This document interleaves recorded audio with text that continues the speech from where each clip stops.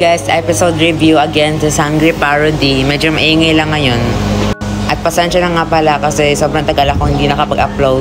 So ngayon, dadalawahin ko na yung i-review ko, episode 2 and 3.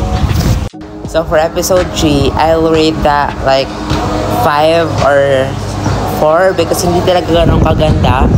Joke. I mean, maganda siya, yung effects, yung mga fight scenes nila, alam mo, tagagandahan ako doon. Maganda naman siya, lalo na yung kay Fermini, pag gano'n yung sandata niya. Yan, sobrang gano'n niya, pero sobrang hina ng boses niya. As in, kahit itodo mo yung volume mo, like Ultra Pro Max, hindi mo talaga marinig yung boses niya. Sana nakasan sa next episode.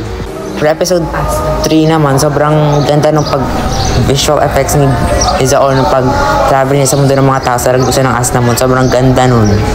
Pero again, sobrang hina ng boses na naman ni Mitena nung kinakausap yung sarili niya yung...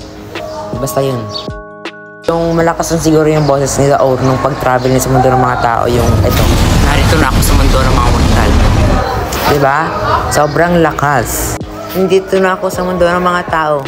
Ganun sana kalakas yung boses. Tulad ni Mitena na.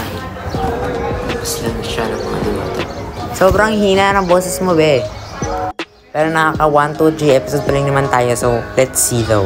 I mean, marami na siyang na-upload na episodes. Mga 20 plus na sana. 20 plus na talaga yun.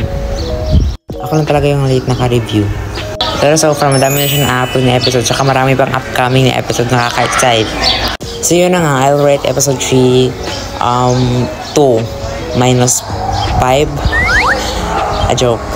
5 minus 4 equals 1. Just kidding, plus 3, 4.